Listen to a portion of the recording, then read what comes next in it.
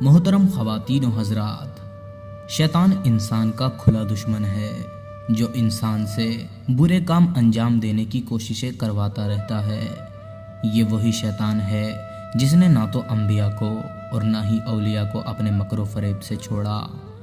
मोहतरम ख़वातीन व हज़रात, अल्लाह के नेक बंदे शैतान के मकरो फरेब से बच गए, लेकिन बहुत से मुसलमान बल्कि ज़्यादातर इंसान इसके मकरो फरेब में आ जाते हैं और गुनाह कर बैठते हैं। आइए हज़रात, आज सुनते हैं कि किस तरह शैतान हज़रत नूह अलैहिस्सलाम के पास पहुंचा और उन दोनों के दरमियान क्या मुकालमा हुआ।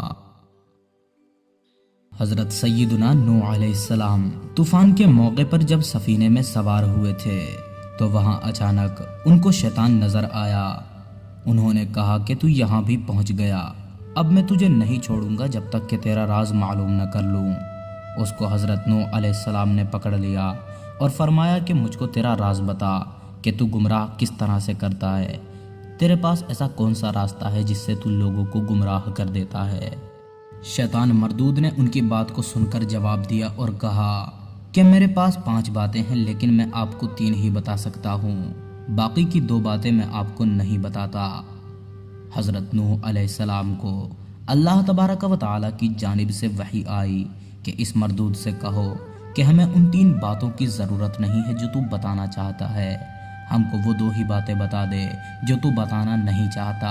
इसलिए कि असल इसकी बातों में से सिर्फ वो 2 ही बातें हैं जो ये बताना नहीं चाहता और वही इसका राज हैं। तो हज़रत नूह अलैहिस्सलाम ने कहा कि मुझे तेरे इन 3 हरबों की कोई ज़रूरत नहीं, अब तू वही 2 बातें बता जो तू बताना नहीं चाहता है। तो अब शैतान मजबूर हो गया और कहने लगा कि अब 2 बातें जो मैं आपको बताने जा रहा हूँ, जिनके ज़रिए मैं लोगों को गुमराह करता हूँ और आपको बताना नहीं चाहता था, वो आप सुन लीजिए। उनमें से एक है हसद और एक है हिर्स।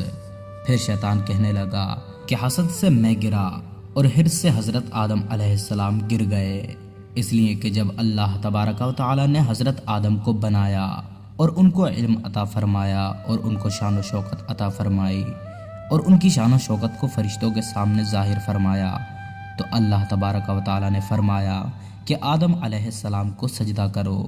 तो फरिश्ते तो सजदे में गिर गए। इब्लीस को तकब्बुर ने रोका। तकब्बुर के बाद हसद पैदा हुआ। हसद इसलिए पैदा हुआ कि उनकी वजह से मैं अल्लाह की निगाह में गिर गया हूँ। अब किसी न किसी तरह उनको भी गिराना है। यह है हसद। जब किसी के पास कोई कमाल देखे, जब किसी के पास हुस्न जमाल देखे, जब किसी का अताओ नबाल देखे, जब किसी के अंदर बड़ाई देखे या जब किसी के अंदर इल्म देखे, जब किसी के अंदर मालो दौलत की फरावानी देखे, उस वक्त दिल के अंदर ये ख्वाहिश का होना कि इससे सारी चीज़ें छिन जाएं, चाहे मुझे मिलें या ना मिलें, उसके पास रहें या ना रहें, या मेरे पास रहे या ना रहें। यह है हसद की बीमारी। यह हसद अल्लाह की निगाह में बहुत बुरी चीज़ है। शैतान ने सोचा कि अल्लाह ने उनको इतना ऊंचा बनाया है, उनको भी गिराऊंगा। मैं जैसे गिर गया हूँ उनको भी गिराने की कोशिश करूँगा। इसके बाद मैं हसद में मुब्तला होकर वो फिक्र में रहा कि किस तरह मैं उनको जलील करूँगा और किस तरह उनको ख्वार करूँगा और किस तरह अपने हरबे में कामयाब हो जाऊँगा।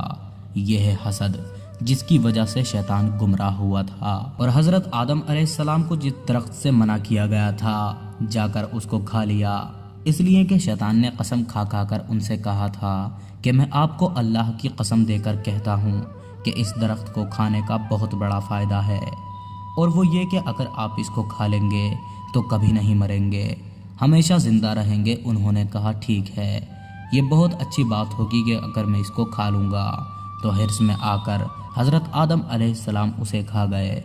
उसको शैतान ने कहा कि हसद ने मुझे तबाह कर दिया और हिर्स की बीमारी ने हज़रत आदम अलैहिस्सलाम को गिरा कर रख दिया।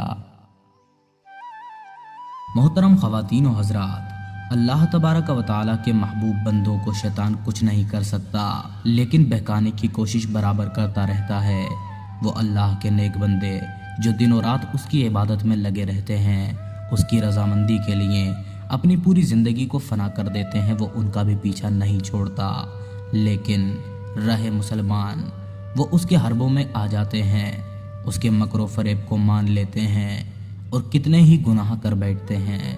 اللہ تبارک و تعالیٰ سے دعا ہے کہ وہ ہم سب کو نیکوں میں شامل کرائے، ہمیں بھی شیطان کے حربوں سے محفوظ فرمائے اور ہم سب کو جنت الفردوس میں اعلیٰ سے اعلیٰ مقام پر فائز فرمائے۔ آمین یا رب العالمین۔